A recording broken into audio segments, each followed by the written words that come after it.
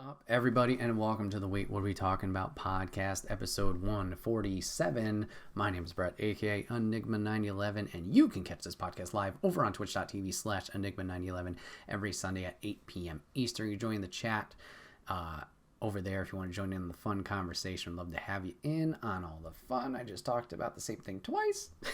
But if you can't catch it live, that's A-OK. Go over to YouTube and podcast services where it is broken up topic by topic and put as one big video and MP3 for your amusement on the following Friday. Last but not least, if you guys want to support the way you can do that, wherever you're watching, listening, leave us a review, leave us a comment, leave us a thumbs up, or go to the merch store. It may seem small, but it goes a long way.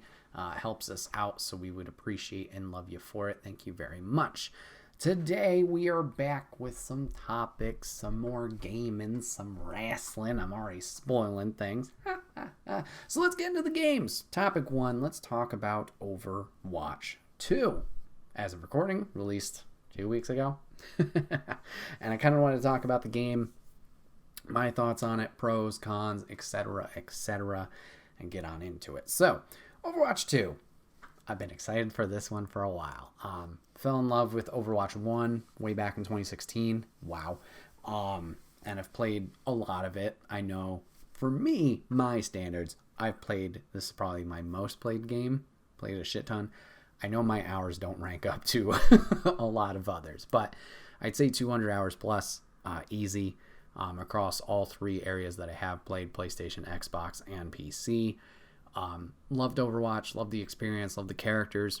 Obviously got attached to a few of them: Widowmaker, Lucio, Reaper, Ashe. And just had a fun time, whether it was playing on my own or playing with different party members, team members throughout the lifespan of the game, including a lot of multiplayer nights with the guys, John, Billy, and Dio, all squatting up together. Is a blast. So with hearing about Overwatch 2, the excitement kind of grew and the energy revitalized as we were getting closer. As of right now, only the multiplayer experience has been released, totally free to play, which, hey, plus more players get to play it. I am still very excited and looking forward to the single player experience that they will be adding down the road as a separate purchase. That will be a pay to play game at some point, but excited for that, looking forward to that. So yeah, Overwatch 2 is officially come out. It took over the servers of Overwatch 1, so you can no longer play Overwatch 1. If you linked your Battle.net account previously, your cosmetics will carry over. Personally, I don't recall doing that, but that was a nice surprise going into it, being like, hey, you can queue up to have your accounts merge and all your cosmetics carry over. So great for that. And yeah, it was it launched. Anyways, I did not play it at launch. I played it, I want to say, a week after launch. And guess what? That was the right move. Maybe not under my control financially. Well, it was free to play, but whatever. The launch of this game, icky. Very, very icky.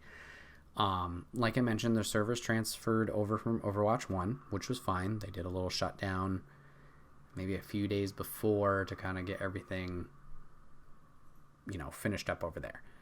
When the game launched, I don't know if it was the amount of players that were attempting to play it or if it was a DDoS attack. I heard about that. Servers were not working. Or if they were working, you would either get into one game and then have to re-enter the queue behind a whole shit ton of players, or you would start a game, get kicked out partially through that game, or you wouldn't even make it into a game, if we're being honest. So big yikes there. Feel terribly sorry for everyone who was expecting going into that weekend to be playing Overwatch, obviously, and having a lot of fun with that. But yuck, big yucky situation there. By the time I got around to playing it, absolutely no issues. No issues queuing, no issues finding a game, getting into a game running. Everything ran smoothly. I mentioned my cosmetics converting over. Once I loaded into the game, downloaded all that jazz, I had the option to do it. Surprisingly, all three of my accounts were going to be merged together. Just surprising for me, not surprising from a basic standpoint of how it would work. I just didn't expect it to pull from my Xbox stuff as well. So downloaded the game, and then I just pretty much had to choose, yes, I'd like to merge my account. The first day I played, it was like 64,000, if not more, in the queue. And I was like, okay, whatever. It's going to take some time. No big deal. It took about 12 hours to get all of my cosmetics, which honestly, to me, that's great. Didn't take all that long. I was still able to play while not having the accounts merged and stuff like that. It's just I didn't have my skins. Whatever. So, played a few matches that first night. I believe it was Sunday. And then the next day I played. Everything was there, unlocked that I had previously. Good to go.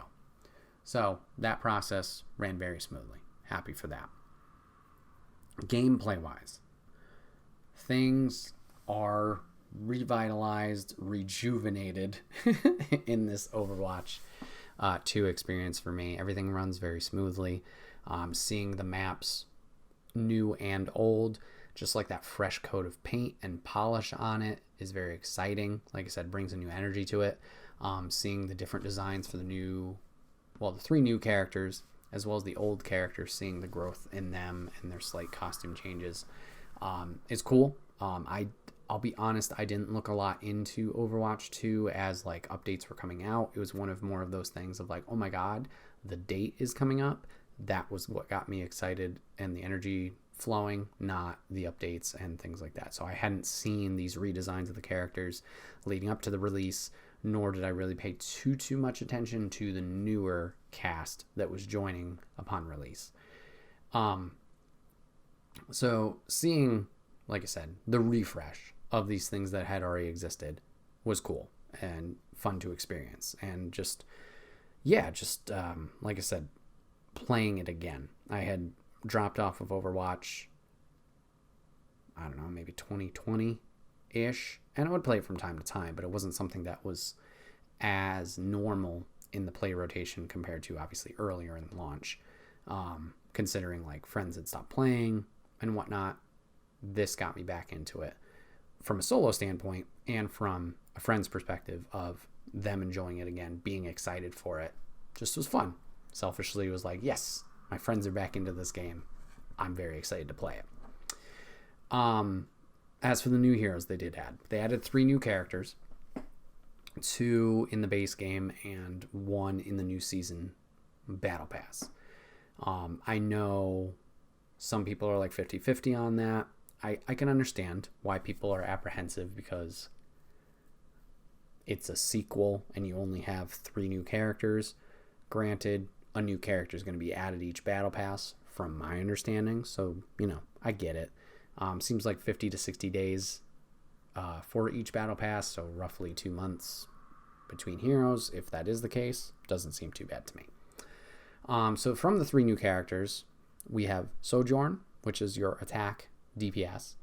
We have your tank, which is Junker Queen. And we have our new one from the battle pass, which is Kiriko, which is your support, your healer. I have only experienced 2 of those characters right now. I've played against all 3. And each of them fit very well into the formula. It doesn't feel like anyone is particularly overpowered or like it's not this red flag of like they feel out of place because of just getting demolished by them or the gameplay style or anything like that. And I think that's great. That's obviously something you want with the launch of a new character, for them to fit in as smoothly as possible. But sometimes that can be tough just because it's a whole new game elements to deal with, whether their power, depending on what their powers are, their abilities are, sometimes it can be hard and you got to do adjustments. It's fine. It's happened with every character that's an addition, fighting game characters, shooters, whatever it is. It happens. It's fine. From my perspective and point of view, it feels like they've all fit into this mold very, very well. Sojourn, my personal favorite of the 3, is essentially Soldier 76 with her gun. Machine gun. If you hit shots on it, you can charge it, and you can your alt fire is essentially like a beam cannon or a pulse rifle. One strong shot can do a significant amount of damage based on the charge that you do have.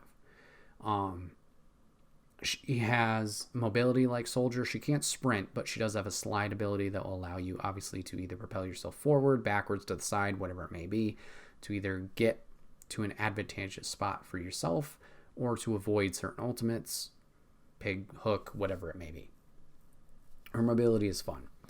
Her secondary ability is a kind of like a black hole, but you launch it out and anybody stuck in that area will take damage and is also slowed as they progress or move into that area. Her ultimate, little lackluster in my opinion, but does that work out really well in a pinch, is essentially a full charge rifle shot for a certain duration of time. So you can basically just blast that thing, 6 to 8 times during your time limit, depending on obviously your control and how you're going to shoot that. So Sojourn's a lot of fun. Pretty basic, I would say, for like terms of usage of character, of like what level of knowledge you need to have in order to use them, but she's a lot of fun. Second character, which I've only played a little bit of, and I know Dio and Billy have talked about using her a little bit more and kind of getting better with her, I guess, is Junker Queen. Junker Queen is your tank once again, and from my minimal experience with her, she's fun, but I'm not great with her. And I've never been great with any tanks. I think Orisa, however you say it, has probably been my best played tank. Diva, I know a shit ton of people use. I am not good with Diva. Reinhardt, for me, is just not fun gameplay style-wise. Hamster's fine, but you need a lot of momentum to be good with it. And then I think Doomfist is tank now, and he just punches the shit out of people. So, tank's never been my most favored role. And Junker Queen, from a gameplay aspect, seems fun, but I don't know how well she is as a tank. Abilities that she has essentially a shotgun as a weapon. I think she has 6 shots. One of her abilities is to pull out a giant axe that she carries on her back and use it as a melee. Her secondary ability is a war cry that will increase people's speed within an area and then also gives them like 150 to 200, I don't know, I'm just spitting numbers, of temporary health that they have for a duration of time. Her ultimate ability, she also has one other projectile that she uses, which is a knife, which she will throw. If she hits someone with that knife, it causes bleeding damage. She can also retract the knife, whether it hits or misses, to kind of call or decrease the cooldown for her to use it again. Her special ability, Dio, if you're still in chat, you may need to help me with that. The ultimate ability. Is the ultimate ability the war crime? I don't think it is. Not war crime, war cry. As I look it up, maybe he'll beat it to me, or beat me to it. But I don't recall her alt. I think, her alt is the charge, right? So you'll hear like a ring bell similar to wrestling. And essentially she will charge at an enemy and do a melee attack. Charge forward, wound enemies, dealing damage over time and preventing them from being healed. So that would probably be the biggest thing, is the heal prevention, that bleed damage. So not bad of a character. I think she fits very, very well. She has a cool look to her. But yeah, that's one that I definitely need to improve on. And then our last character, which I haven't personally played as, but I've played against a lot of them, is Kiriko, the new support. So her backstory is she trained with Hanzo and Genji in whatever area they trained as. So she has the passive ability similar to them where she can wall climb. She takes these little pieces of paper. I don't remember the technical term or, the terminology from that culture. But she takes that and she can throw them to do damage or to heal. She has or maybe she throws kunai and the papers heal. I don't remember. She has an ability that she can hit a teammate to allow their next hit to be a critical. And then her ultimate ability creates, I think they're called Tiro gates. Let me look it up. Or Tori gates, excuse me. Tori gates, which go in a path, and then anyone in that path, allies in the area become briefly invulnerable and are cleansed with most negative effects. So boost your speed a little bit and pretty much allows you to attack. Oh, I'm reading the wrong one. I'm sorry. Kitsune Rush. Summon a fox spirit that rushes forward, accelerating the movement, attack speed, and cooldowns of allies that follow its path. That's the one that's the ultimate. My bad. Throws kunai and paper as heal. Thank you. So yeah, kunai is your damage. The paper is your healing. And then you also have this protection thing. Upon impact, allies in the area become briefly invulnerable and are cleansed of most negative effects. So you have that for her. So yeah, she's pretty good. Like I said, one of those characters I haven't played as, but playing against doesn't feel overpowered in any way.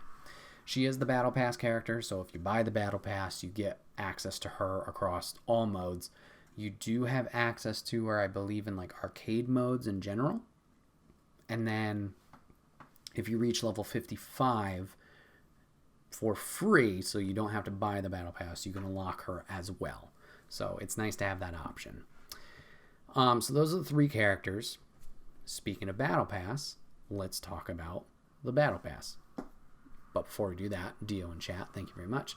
Have to be physically on the path that Kiriko summons. If you're flying above it, you do not get the buffs. Thank you for that. So let's talk about the Battle Pass, because this is where we're going to start getting to the criticisms, I guess, of this game. So in Overwatch 1, you had the loot box system. So every time you leveled up, you would get a loot box. If you were past level 100, I believe it was every other level. That could be wrong, but yeah.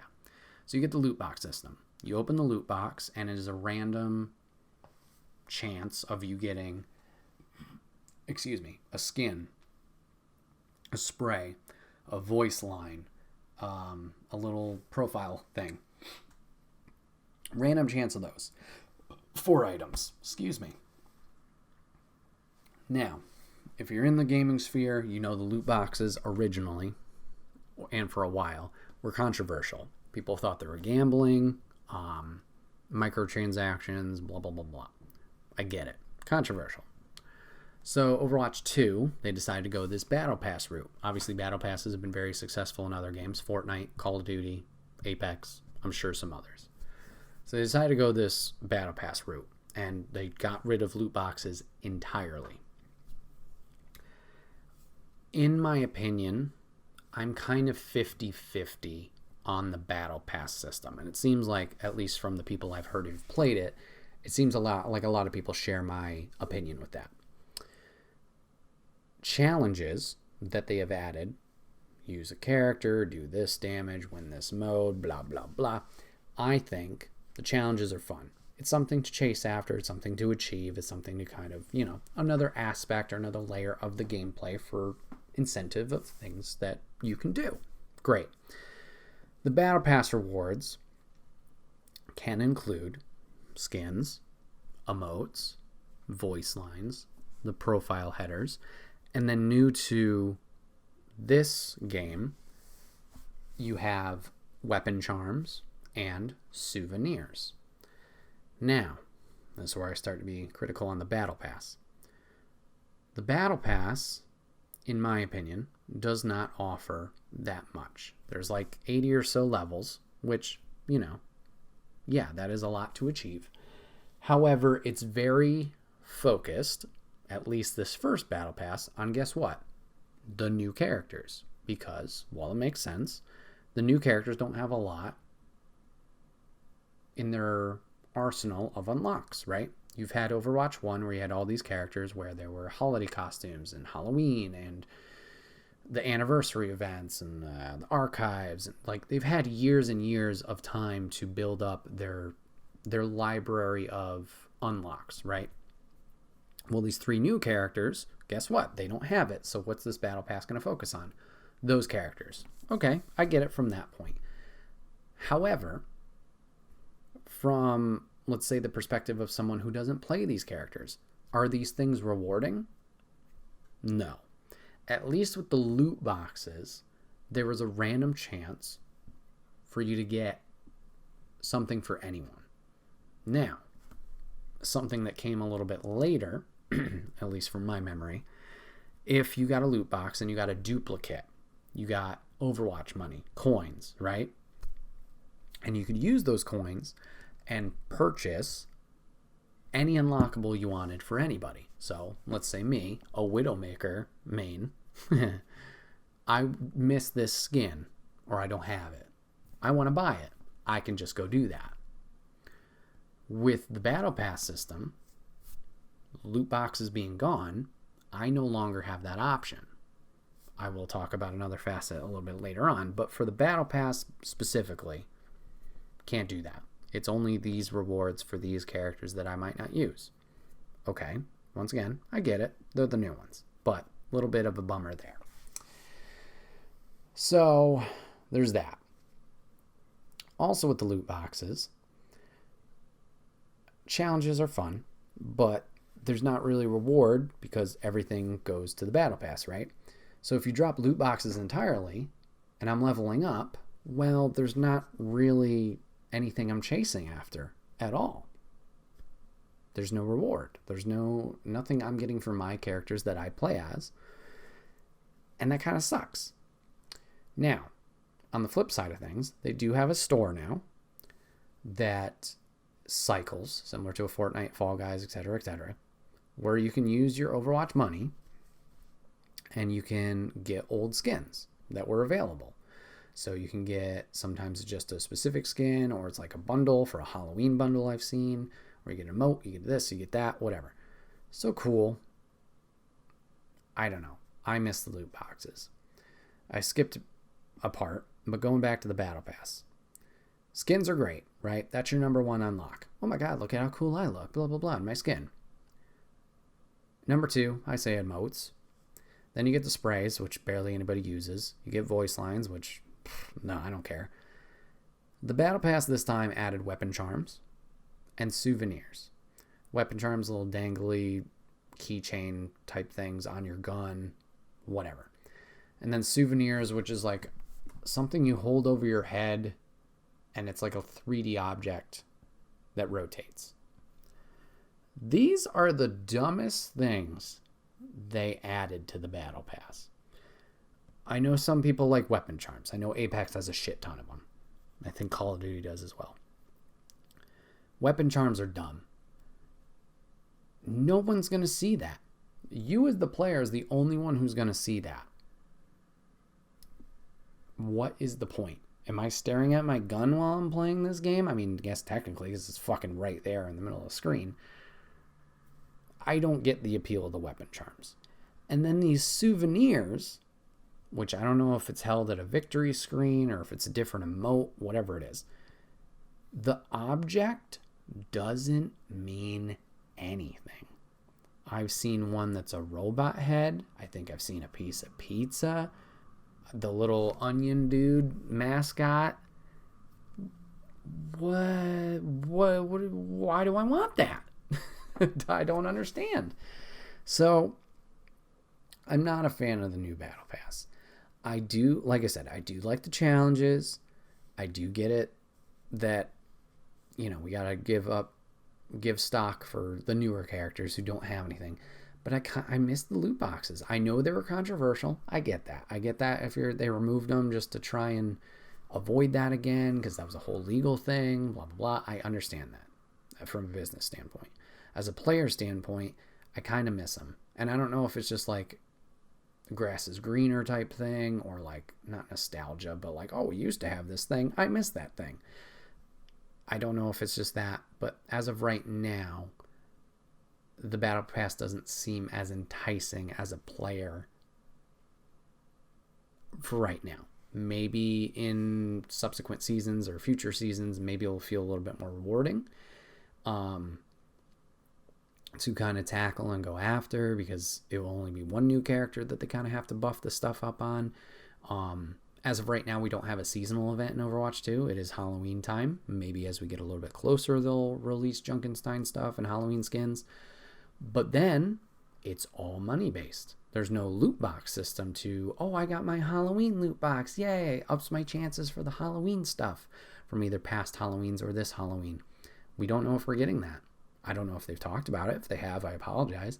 We don't know if we're getting that. it could just all be financial. And I'm sorry. I think I've talked about this multiple times. Well, maybe not in stream. I talked about it with Genghis in Multiverse when we first started playing it. $20 for a skin? Bro, Multiverse has that going on right now. They have a Halloween event where they have 5 skins. They have Calico Cat for Jake the dog. They have Rhine Dog is a mummy. They have Superman, Black Lantern Superman, Black Lantern Wonder Woman, Iron Giant as something. Bro, 2 of the skins you can unlock in game, but they need a shit ton of this candy corn crap, right? You get 40 per match. Guess how much the Calico Cat is? 13,000 candy corn. What the fuck? Is this the only game I'm playing? It's insane. And then the other skins, like the Rhine Dog is another one you can unlock with the candy corn. The other 5 are real world money, is the Gleam shit. It's like $20 a costume. Now I get it. These are cool costumes, but it's like, motherfucker, dude. I mean, more power to you. If you spend money, I mean, I can't be over here, I guess, too high in money because I have spent money on Fortnite skins. I have spent money on Overwatch boxes and loot boxes. But it's like, sometimes it's like, bro, that's insane. I get it. That's how they make their bread and butter. But that's how I thought about loot boxes too. I thought that's how Activision Blizzard was making hand over fist and money, was those. So this baffles me. But maybe the store method is more ideal. Who knows? Financially, I'm not a business owner. What do I know? It just, as a player for right now, is kind of I don't know if that's something they could change. Maybe if they get enough user feedback on it, that experience, they'll be like, yeah, I'm right. That's 10 more. Yeah, exactly. 10 more boxes. I need the Widowmaker skin. Yep. Yeah, it's gonna miss loot boxes like opening. Yeah, it's like a gotcha machine, right? It's the mystery boxes that you get. It's the fun of not knowing exactly what's in there. And I get it. Once again, I get both sides. I get it was not gambling, but I get why people were like, "Ooh, I'm not getting what I want to get." But like, it was the fun, like, surprise of it. And like I said, if you got duplicates of stuff, you could get the Overwatch money. You save enough Overwatch money, then boom, you could get the skin you wanted. I know the special event skins like Halloween and stuff, you only get those during the Halloween event times, or the anniversary event is amazing. You get anything you want. Obviously, if you have the coin for it, so you could save up for it. And things got cheaper over time. Like if it was a new one, yeah, it'd be 3,000 Overwatch coins. You give it a year or two, oh, it's only 1,000 or it's only 500 or whatever. So, like, you can't do that with Battle Pass points. So, like, the store is just real money now as well. I don't know. And like, okay, and another thing on the skins front that I guess could be negative. You got the 3 new characters, right? Great. They get their basic palette swap colors added. The new characters, the old characters, nothing new. They got their Overwatch 2 skins, which look fantastic, but the Overwatch 2 skins don't have palette swaps. You don't get any fancy new skins for anybody there. So it's like, oh, well, that kind of stinks. So there's hits and misses on Overwatch 2, and I get it. Some people are very against it, and from a gameplay point, I'm like, yeah, let's go. The new robot mode that they added, I love it. It's fantastic. It can be a longer game mode, and it's a little bit more intense. You rack up your stats, and it's fun. It's like this weird tug of war. A lot of fun, just a blast. So from a gameplay aspect, I think it's a blast. I think it's a lot of fun. I think it's like a rejuvenation into the series, like I said, with this fresh coat of paint with the Overwatch characters and the maps. But I get the criticisms too. I understand the Battle Pass isn't for everybody. 3 new characters I get is kind of, yeah. personally am excited for it. I've been enjoying playing it again. If this is something, you're not satisfied with it, maybe give it some time. I will say also, though, it is free to play. So it's not like they were asking for $40 to $60 to only add this little bit of stuff. That's something that I feel some people have been a little bit too critical on when they're like, oh, they didn't add all that, blah, blah, blah. Or it's shit now. I'm like, but it's free to play. That irks me a little bit with some people of like their harsh criticisms. But I get it. You got to do what you got to do. I put it too high and I'm kind of let down, but I think now I'll give it a try. Yeah, do what you want to do. I mean, like I said, it's free to play. If you want to wait a season or two, I mean, I don't think Kiriko is going to be locked out forever if you don't get this battle pass or don't unlock her. Don't quote me on that. Because I don't think they would do that. That seems like a bad business model to me. Because what they could do, and what they did to new players, is the original roster from Overwatch 1, you had to unlock characters. To me, I like unlocking things. I like things to work for. So to me, that's exciting. I get it to people who are like, oh, I didn't have time to link my BattleNet, and now I lose everything, and now I gotta unlock all these motherfuckers. Billy was very nice enough to share his experience with it. It only seemed like 5 matches per character. So I know adding, in a big grand scheme of things, adding that up, that's a lot of matches. But to me, that seems attainable. And there were certain challenges of like, do this to get this character, blah, blah, blah, blah, blah.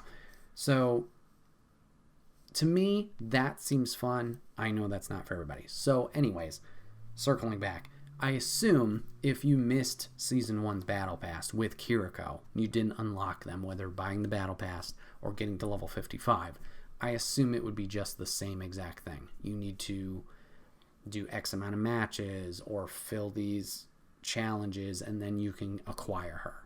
Because I don't think that, to me, that seems like a dumb business model to, okay, here's our launch character.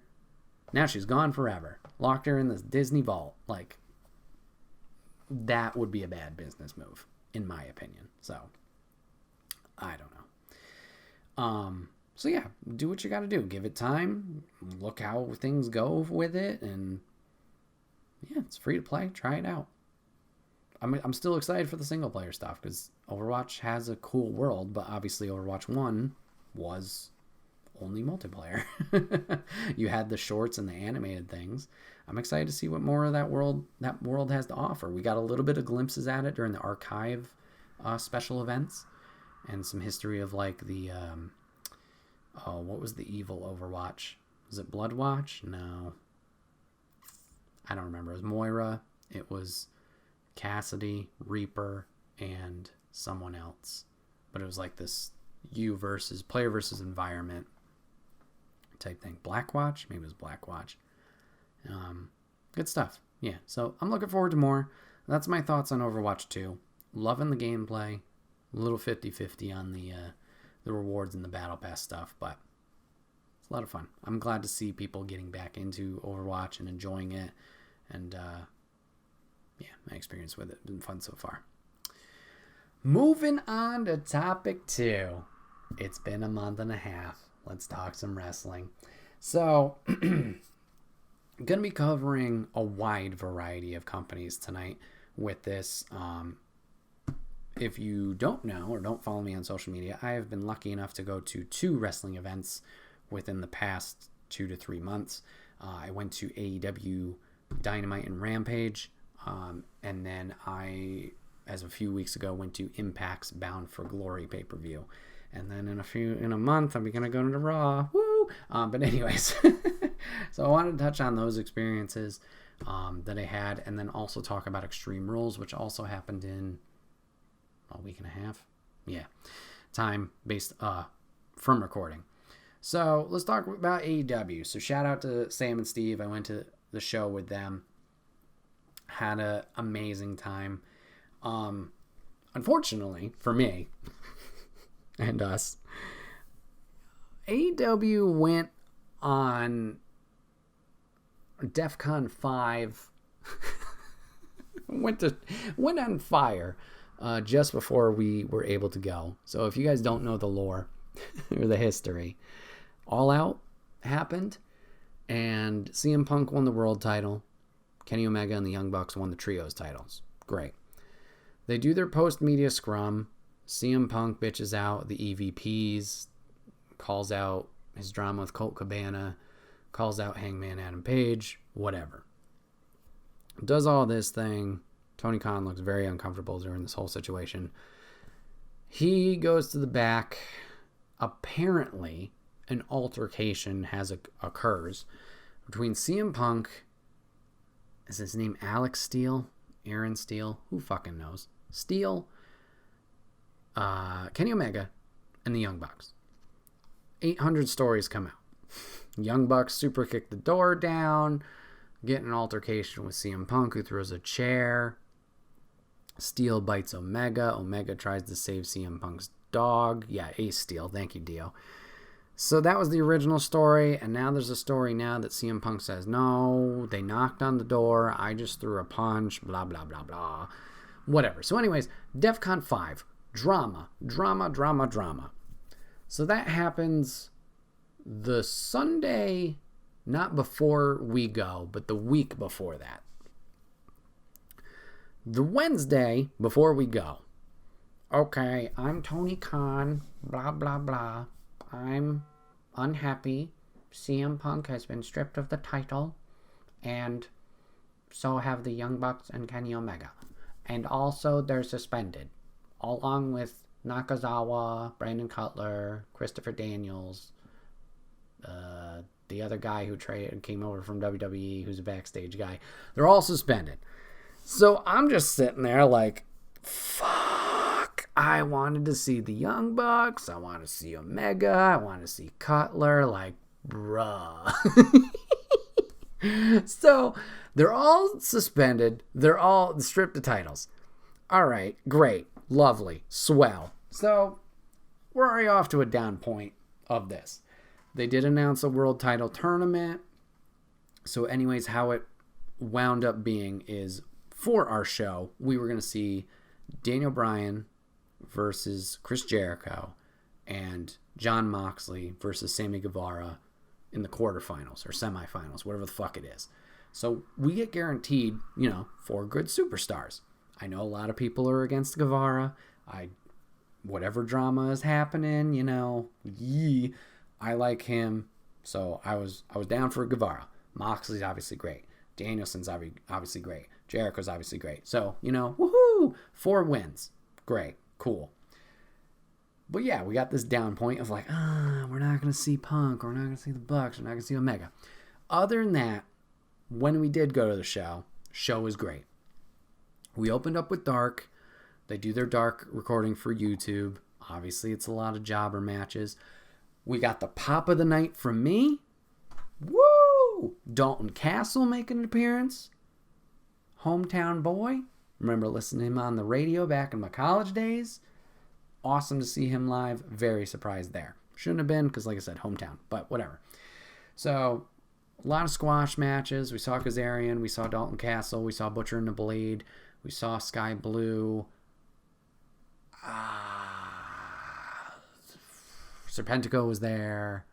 Grand Metalik making an appearance under a new name. Cool to see him there. So anyways, they do Dark. Whatever. Oh, Nyla Rose was there too. Hey. So anyways, squash. So nothing too exciting at Dark except for the big pop for Dalton Castle and the boys. Then we get to Dynamite. I will say this. The crowd in the arena fucking showed up for Dynamite. Loud as shit.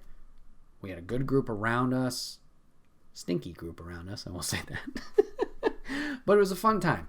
People were into it. We had a really nice guy in front of us who was luchador mask and everything. Nice guy to talk to. But everybody around us, very energetic. Moxley wins against Guevara.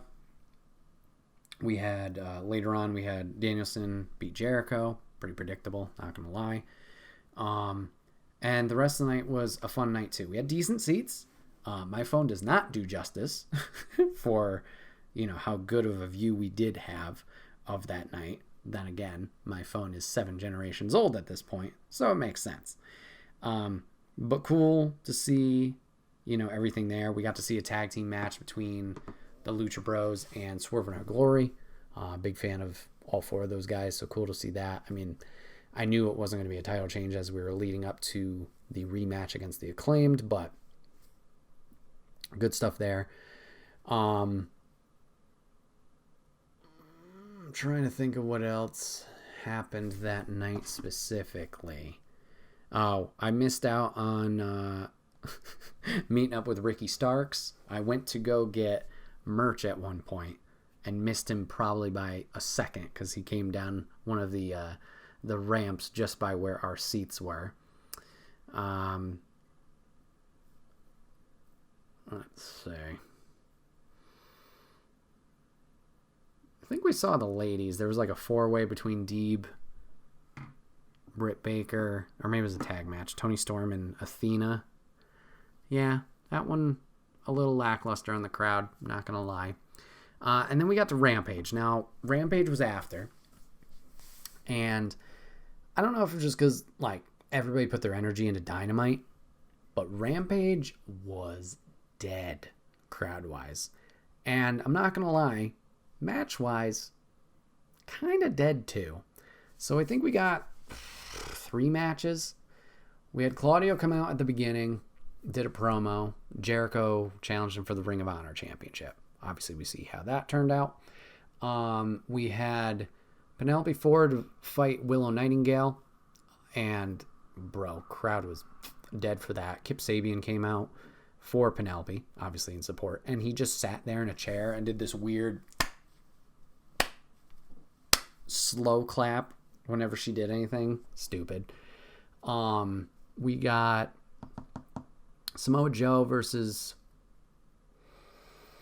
Dude. And I want to say there was one other match. But yeah, it just sucked. Papa Griff says, the 10 p.m. slot is a killer. Yeah, that's true. It just, I don't know. It's hard not to say. It's hard not to say that that's definitely the B show when they don't seem to put any effort into it. I know this last Rampage seemed pretty exciting. We had Stu Grayson show up as a return. I don't know if he signed back or if he just was like, I'm in Canada. Hey. And we had, the Kingdom, Matt Taven, Maria Kanellis, Maria Bennett and Mike Bennett show up from Impact. So there you go. Yeah, Josh Woods. Thank you very much. Yeah, that was probably the most energetic match, and it was because the crowd was shitting on Mark Sterling and Tony Nese the entire time. So yeah, Dynamite was fire. Dark, I get it. Squash matches enhancement. So it was just a fun time to be like, oh, let's see how fast this one goes. And then you had Dark just, I don't know, personally fell flat. As for the rest of the night, great. I mean, good arena food, or at least, enjoyable arena food. Merch, when I did decide to go, very quick turnaround. I think I was in and out maybe in a minute or two. Weird on the merch selection, I will say, very limited. I'm not sure if it's because they go through Pro Wrestling Tees and those are like print to order or whatever, but minimal merch. They did have CM Punk merch. They had Moxley. They had Blackpool Combat Club. And then they had like a tank top and like an AEW Dynamite shirt, which is like, I was at Dynamite, and then like a tour, like a band tour shirt. They did have a backpack that had championship titles. They had action figures signed and unsigned. Holy shit, they were asking for a lot for those signed boys. And then some pins and some other generic stuff. But as from a t-shirt selection, minimal. I did get a AEW hoodie, which is very nice. But yeah, just kind of shitty there. But as for the night, it was a lot of fun. Sam and Steve were amazing. Had a blast with them. Shout out to our ride getting us there for drop off and pick up, so we didn't have to worry about any of the worries with the parking and anything like that. That was awesome. So a lot of fun with them, and shout out to Sam for getting the tickets as well, for her doing that. That was amazing. So let's talk about Impact. Let's talk about Bound for Glory. So I haven't watched a lot of Impact. I've watched it here and there. especially since they left Twitch and they're now on YouTube, but you got to pay for it, premium or whatever. Yeah, no Thunder Rosa with the injury. Yeah, that sucked too. So I haven't watched a lot of Impact. I know who's there and stuff, but I'm not super tied into storylines. So when they announced Bound for Glory was coming to our area, I was like, what? That's your big, that's like, as far as I know, that's the big one. That's their Mania, or Slammiversary is their Mania. I don't know. Seems like that's one of their big pay-per-views. So I hear they're coming here and I'm like, interesting choice. I will absolutely go to that show because fuck it. It's a pay-per-view. I've only been to one other pay-per-view prior, which was NXT Brooklyn 1, which, whew, shout out to that day. Papa Griff giving those tickets, or getting those tickets, and then Kevin and I going to the nosebleeds for that. But that was amazing. Anyways, so it was like, pay-per-view, let's go. Tickets, mad cheap. I got second row, $70. Awesome. So, go to the event. I will say, venue sucks. Not the inside of the venue. The venue itself sucks. No designated parking, so it's street parking, and it was hell. The area that it was in, I know the area a little bit because Nolan, shout out to him, lives near the area. So I was like, okay, game plan wise, not too bad. I'm going to find a place near his apartment. I'll park there. I'll walk a little bit. All good. Well, I get down there fine. Apparently there's a street fair going on at the same fucking time. Oh my God. So I had to do this whole circumvent navigation thing. End up finding parking, walked a couple blocks, and I get to the venue fine. But it was just like, Jesus Christ, another speed bump in this road of stress. Get to the venue, stand in line for about an hour because they did premium meet and greet front row ticket things prior to doors open. Get in there. Now the excitement's starting to build, right? Because we're getting close to showtime. You can hear the venue or hear the arena and all that stuff and the people and all that. Get in there. You go down a little bit of hallway, take a sharp left, and it leads you to the merch. Merch selection here, wide variety. Merch flow, not good. 4 people behind the merch stand. Barely anybody knew where they had organized their t-shirts at. Oof. They had labeled them all A, B, C, D through L, but nobody knew where anything was. So a little rough there. When I did arrive, they did have a pre-match show. I think it's before the Impact. You can check that out either on impactwrestling.com or on their YouTube. I'm not sure. It was a 3v3. It was Bullet Club, meaning Chris Bay, Ace Austin, Juice Robinson against Alex Zane, Trey Miguel, and Laredo Kid. 3v3. It's going on while I'm in the merch line, so I barely saw it. Looked cool from the dives I saw. So, finally get my merch, repping Chris Bay. Hey, what up? Congrats on the contract extension.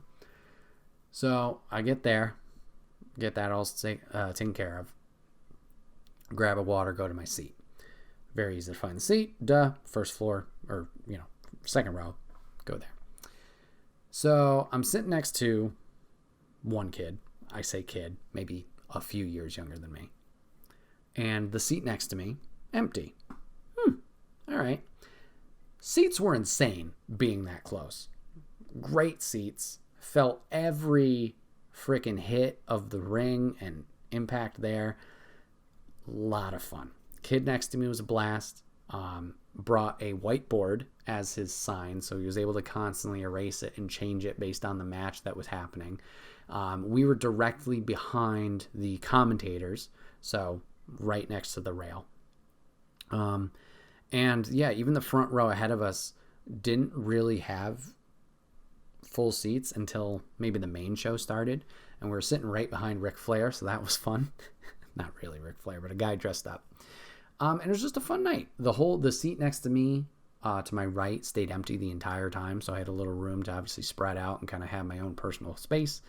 But yeah, for not knowing storylines or some of the wrestlers, it was a blast. The crowd in that arena I was honestly quite surprised. We're very loud. Sometimes watching Impact, it seems like a pin could drop and you could hear it. Very loud in here, very loud chants, and, approval, I guess you could say, or applause from people from match to match. We did have our pre-show match, which was the Digital Media Championship. Brian Myers defending against a surprise opponent of Dirty Dango, aka Fandango. Get a good shot of me on the feed there over on Twitter if you want to check that out. Me smiling like an idiot and clapping. But surprisingly, Dango did not win there in his surprise entry. Myers did retain.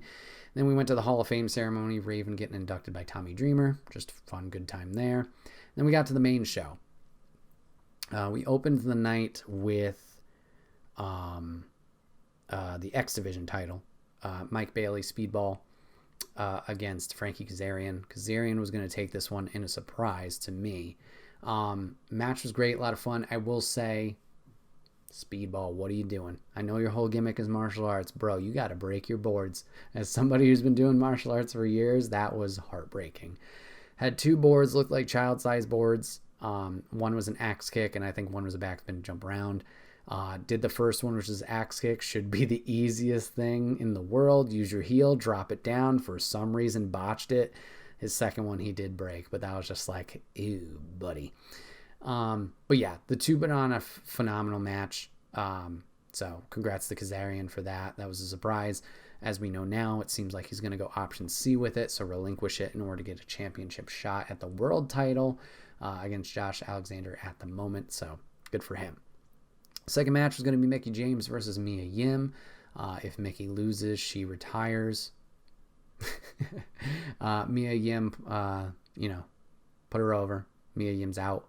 Rumors were, as of contractually, she was going to be out as of Sunday following the pay-per-view. So if this was her last match in Impact, cool to see that. Cool to see her in general, just from learning about her in NXT.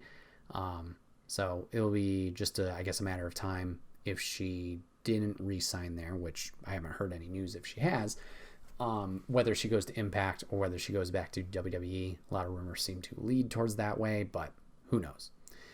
After that, I believe it was the Machine Guns versus the Kingdom, aka Taven and Bennett, but let me double check real quick. No, that is a lie. I apologize.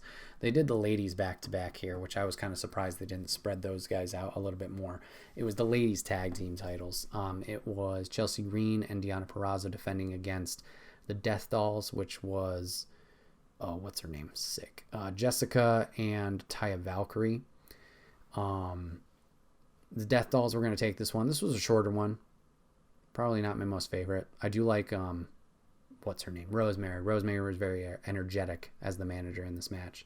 No shenanigans, but cool to see Taya. Once again, I know she kind of got shafted in NXT when she was there as Frankie Monet. I was looking forward to her run there, but unfortunately things did not work out. Dio in chat, Mia Yim started in Impact a long time ago. Yes, she did. She was under the character Jade. She had shorter blue hair, I believe. Maybe it was black hair. But yeah, she started in Impact, so cool to see her return there after her release from WWE not too long ago. So yeah, Death Dolls took that, so new champs there. Then it was the men's tag. Then it was Machine Guns versus Bennett and Taven. Taven had a huge reception and people cheering for him at the arena there, which I was kind of surprised. But he kind of played up to the crowd with that and had a good time. Kingdom would retain here after a super kick to Kanellis, and then Taven and Bennett turning it around. So unfortunate there. Machine Guns were great to see. I remember seeing them. I think we saw them years ago at our first TNA show way back. But if not, oops. But they were fun. Good match. So yeah, Kingdom retained there. Then it was probably one of the most fun parts of the night was their Call Your Shot Gauntlet. So if you guys don't know what this is, it's essentially their version of the Royal Rumble. 20 people. After so much of a time interval, new person will enter. Once it gets down to the final 2, it is a pinfall or submission victory match.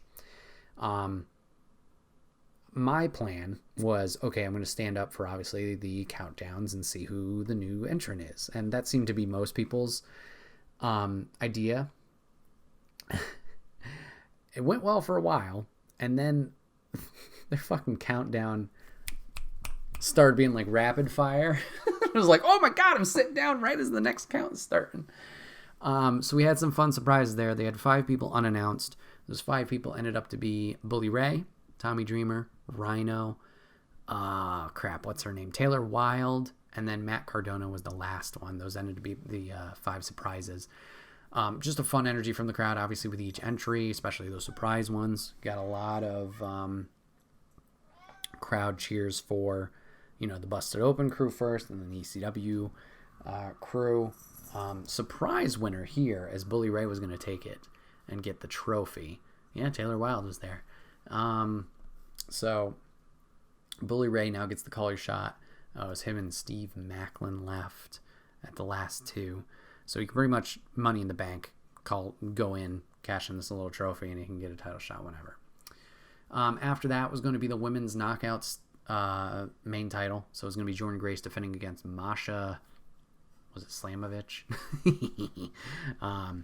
Masha has been on a tear as of late. She kind of came into the company, has been undefeated since. So it was the undefeated streak, essentially, and the title on the line. I was personally pulling for Jordan. Jordan did end up retaining. Ladies did a great match. Very exciting between those two. So good on them. And then we ended with the main title, which was Eddie Edwards challenging Josh Alexander. Jesus, I almost called him Josh Edwards. Josh Alexander for the main title. And these 2 guys laid in their shit, hitting each other hard as fuck. We even had a little altercation between Eddie Edwards and the Ric Flair guy, throwing his wig off into the crowd and whatnot. So that was fun and entertaining. Chopping the shit out of each other, some big suplexes and whatnot, and drops onto the wood floor, not the concrete floor, as well as the entrance ramp. We would get some shenanigans from the Honor No More group, which also had a huge ovation for them. I don't know if it was family of Eddie Edwards or whatever, but there were 2 ladies opposite corner of me that were going insane, cheering him on. And I was like, whoa, calm down. But even with the shenanigans, Josh Alexander was able to retain his title. He got attacked by Honor No More once again afterwards. Bully Ray would come out, potentially calling a shot, but he did not. He played face. Him and Josh beat up Honor No More. And eventually we'd have a stare down at the end of the night. Went off the air with the stare down. And then went into some promo work afterwards. Smashed Mike Bennett through a table, which Bennett sold amazingly and just laid on the floor for about 20 to 30 minutes while they did their promo work. But it was a fun night. They still had a little bit after that, as they had a follow-up show. I guess that was what they used for TV the next week. So they were selling some tickets for that because, as I mentioned earlier, they sold out pretty well, but there were still some gaps. Like, I think if I wanted to get front row, I could have upgraded the night before. If I had overheard from the Ric Flair guy correctly, he did the same thing prior, and there were still some empty seats. There were, obviously, the seat next to me was empty. There were a few sporadic from the front rows that were empty. I didn't get a chance to look at the bleachers around the arena, as they seemed pretty full, but I don't think it was like sell out. So they were still trying to sell tickets for the next night and that taping. But yeah, it was a lot of fun, a lot of good energy like I said, throughout the whole night. Just not what I expected for the Impact crowd. But it was a blast. Luckily got to my car, A-OK, all safe and sound, so that was a big plus too, as I was worried about that, being late at night and being by myself. But good times. Excuse me, sir. Good times all around. A lot of fun. So now let's talk about WWE, shall we? Let's talk about Extreme Rules. So, obviously, the Triple H regime, personally, I think has been succeeding quite well as of late. I believe, as of recording, he's probably in the 80 to 90 days since taking over. And Extreme Rules was pretty dang good. About 5 matches, so everybody got a lot of time. I have not watched the Liv Morgan Ronda Rousey match, so I can't give too much of a opinion. Excuse me. Opinion on that one. All I know is Ronda won, so fuck. But yeah, the opener between the Brawling Brutes and Imperium, fantastic. The Donnie Rook match gimmick was a little weird, not gonna lie, but cool to see Sheamus obviously go on this rise since the Wales event and kind of become a face naturally.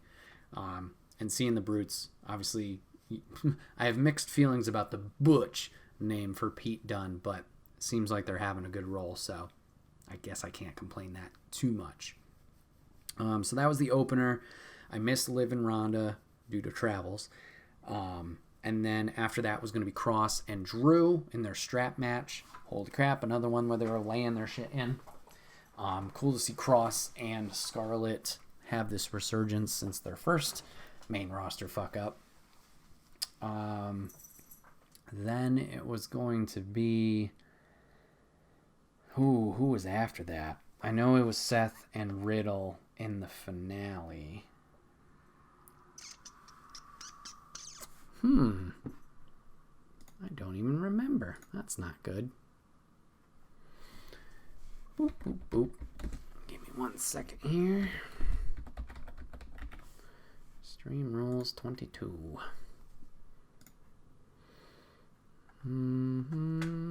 Oh yeah, Balor and Edge. Balor and Edge was fantastic, even if I can't remember it. Good storytelling here. A little predictable, not gonna lie, but a good match with drama throughout. Whether it was the Judgment Day interfering, the Beth Phoenix stuff, or setting up down the road the potential of a mixed tag. Man, this cat is going to die. Pardon me for just a moment.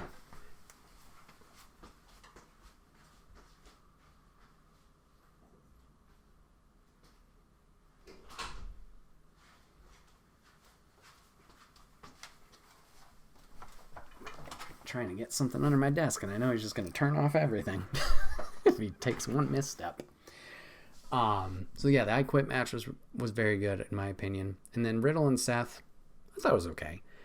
But then we get the big fun at the very end as Bray Wyatt makes his return. Now, we get this whole ordeal, presentation-wise, of his return. We get the whole World in His Hand song, and then we slowly get this reveal of the Firefly Funhouse puppets, right? We get Huskus, we get Mercy the Crow, or the Buzzard, Sister Abigail, Ramblin' Rabbit. We get the Burnt Fiend mask on top of the announce desk. We have the Fiend in the crowd. And then we get essentially the White Rabbit character, the new mask, making an appearance onto the Titantron until Bray comes out with the mask, unmasks, and blows out the lantern. The whole thing, even though it felt like the CM Punk return where like everybody knew it was going to be him, still rewarding. And I like how they kind of built up the suspense of it and leading up into the reveal. We don't know his intentions. We still don't know his intentions after a week. So it's going to be interesting to see who he feuds with first. Now, Papa Griff and I have talked about this off stream, as well as the internet entirely, of what's going on with this Wyatt 6 thing. Obviously, like I said, we saw the, I guess, human versions of the puppets. Huskus, Mercy, Ramblin', and Sister Abigail. Originally, when I was watching this, I was just thinking this was showing his past iterations of his characters leading into whatever this new one was. Obviously, we got the Whole World in His Hands song, the Eater of Worlds. Then we got, not that he was those characters, but we got the Firefly Funhouse characters. Then we saw the Funhouse kind of decrepit and abandoned and with all these spider webs and almost destroyed a little bit. And then we led into the reveal of his new mask. Oh, sorry, and we saw the Fiend as well. Then we led into the reveal of his new mask, the door, shout out to Brody, and his entrance there.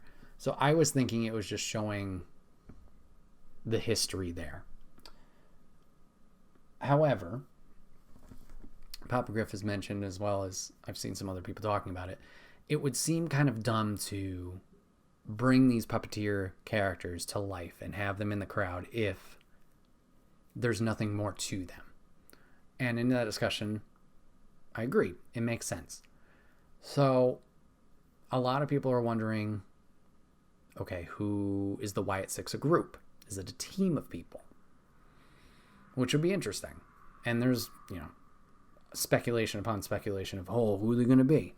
So, for example, Abigail. Alexa Bliss is a high contender because obviously she has history with the Fiend. We never got a wrap up on that story either. Could be Liv Morgan because she's going a little psycho as of late, or at least a little bit more destructive.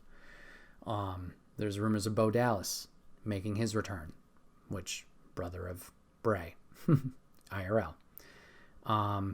There's rumors of Joe Gacy down in NXT. He's already got a cult thing with the Grizzled Young Veterans, RIP.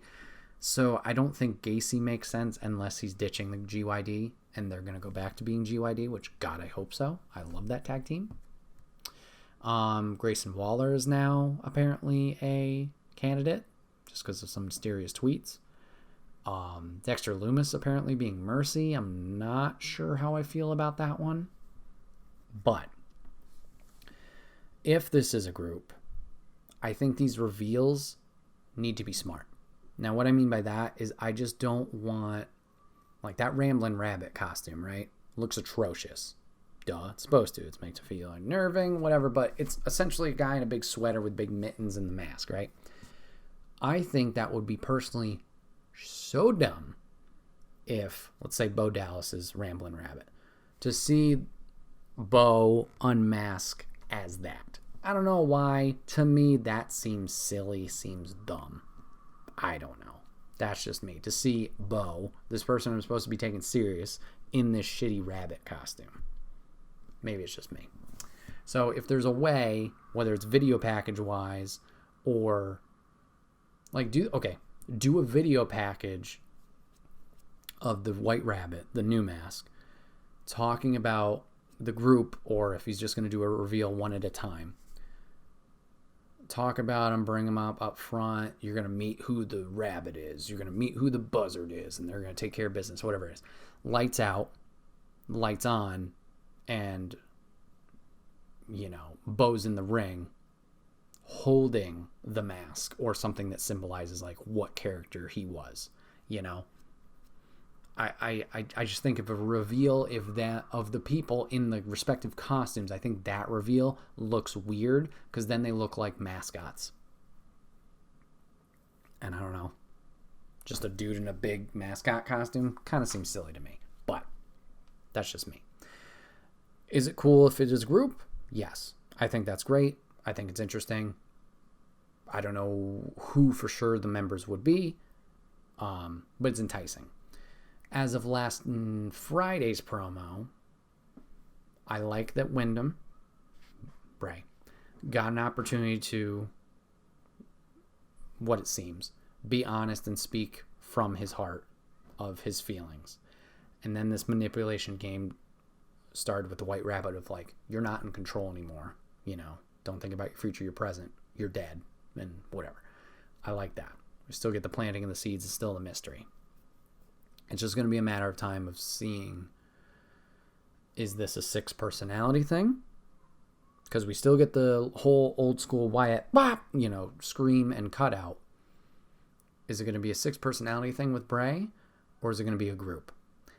If it's a group, well, I guess even if it's just him, it's going to be interesting to see who he goes after first.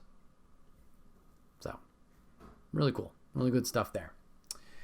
We ought to talk about it at some point, or here if you wish. So was there a huge divide between Vince and Triple H before, in that all the cuts under Vince for budgetary reasons or lack of creative, and now boom, Triple H brings back the house? What gives?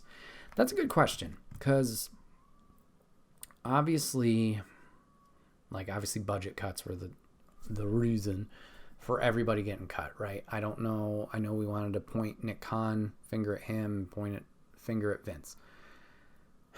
It's tough to say.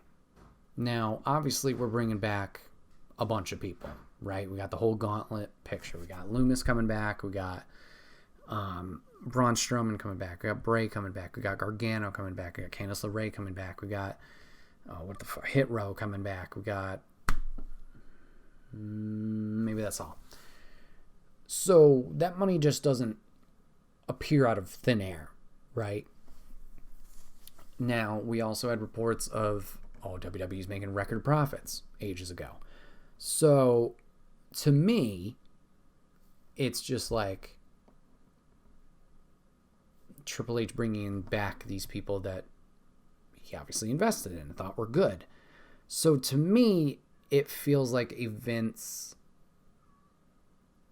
not having faith kind of thing. I don't know why that would be.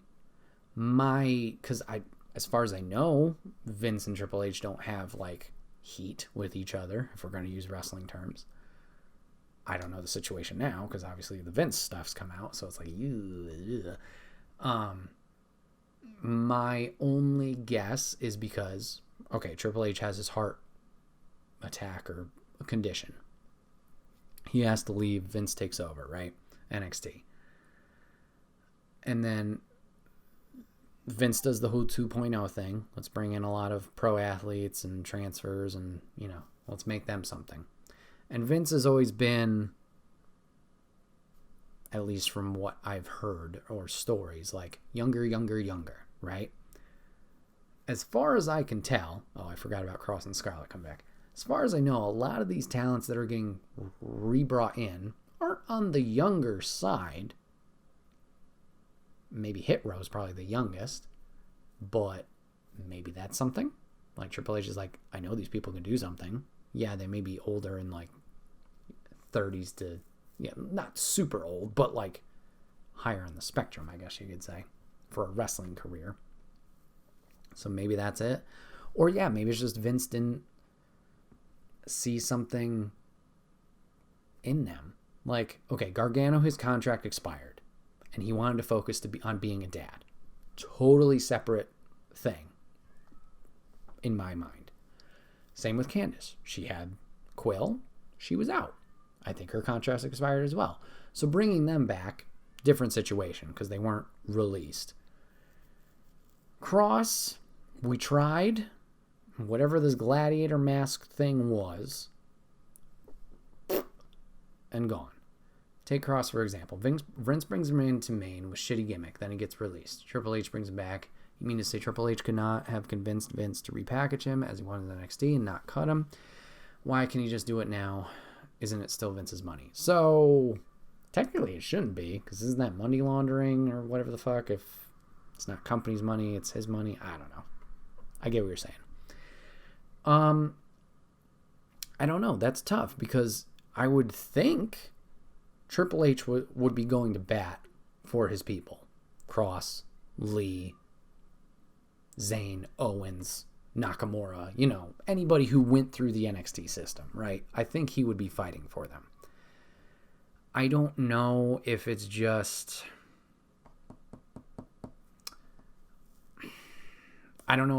like, no, my idea is better. That's not going to work here. Because... Let's transfer to Lee. I know you mentioned Cross. I know you mentioned Cross, but let's transfer to Lee for a second. We had these moments with Lee, right? Lee and Reigns, that Survivor Series where NXT destroyed. Lee and Brock at that Rumble, right? We had these moments where the crowd was, going nuts. How can Vince not see that, hear that, etc.? Now, let's fast forward to when Lee gets called up. we did keep him Keith Lee, for a little while, right? So maybe that was like, all right, kid, you're here, do your thing. Then COVID hit. I know, pandemic era was a whole shitstorm. Obviously, Lee got really, really sick at that point, whether it was COVID or whatever it was. So there was that whole fumble of life, things happening. Maybe he couldn't take off the way that intentions were. Then he comes back as the Bearcat. I don't know if that was Vince just being like, let's try something different. Or was Bearcat when it was still digital audiences, or was that a mix? I don't remember. But that could have been a situation of like maybe pressure. Vince is expecting too much, which I don't know why that would be different from the other two moments. Or being lost in this gimmick. I'm not sure. It is tough. Now, going back to the Cross thing. Cross gets called up to the main roster while NXT champion, right? Goes against Jeff Hardy. Loses after doing this undefeated streak in NXT, and loses fast. I have zero idea why the fuck that happened. Absolutely none. You took this good thing of the undefeated streak, which you love doing undefeated streaks, and you fuck it over. No offense to Jeff. Obviously, Jeff's a vet. Well, okay, Jeff's got a lot of problems, but, Jeff's the vet in that situation. I get it. But Jeff doesn't lose anything in a loss. Jeff's a vet. He's been there forever. People love Jeff. People love Jeff, obviously, with the amount of fuck-ups that he's done.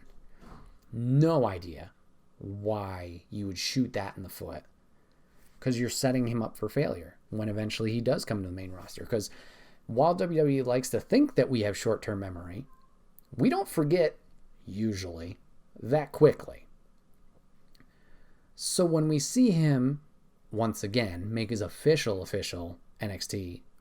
main event, main roster debut after losing to Samoa Joe, we're like, oh, it's this fuck who lost in 2 minutes, or whatever it was. I don't care. So then they're like, oh, well, he's not over at this guy, so let's try this other character with a stupid helmet. That would be my guess. Is it's just like, oh, we're not getting over. We must have to pull emergency strap because it's not working immediately. I don't know why it's that way. I think Triple H might have been out when Cross was called up.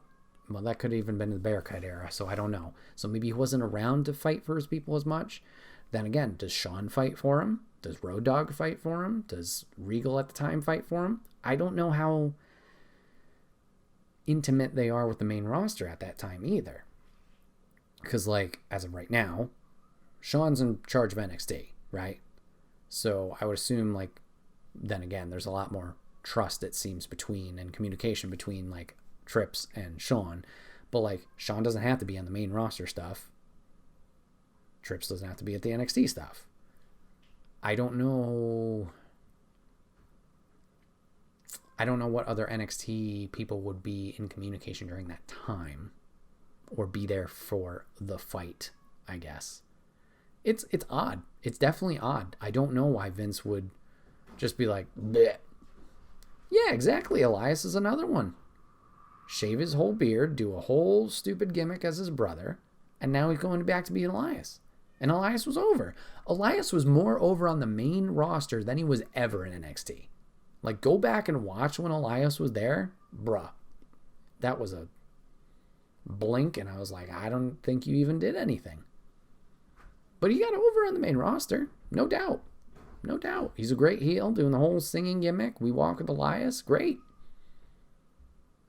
Granted, he ran with Ezekiel. He committed to Ezekiel. He did that well. Wasn't my favorite thing, but good on him. I don't know. It's very odd. I don't know why, for those two examples, specifically Cross and Keith Lee, what was missing? Where was the communication? And why did we feel we needed to pull lever in emergency kind of thing. And I guess you could say that about other, NXT call-ups like we alluded to earlier. An Owens, a Zayn, a Nakamura. Like Zayn, I would say, has been more... Well, Zayn and Owens, they haven't done poorly. Maybe I shouldn't say that. Nakamura hasn't either, but Nakamura's been kind of like... He hasn't been what he could be, and he hasn't been consistent, but, like, he's been used and stuff. But Owens and Zayn, like, they may not be our most ideal versions of themselves, but they've made it work, and they've been present consistently.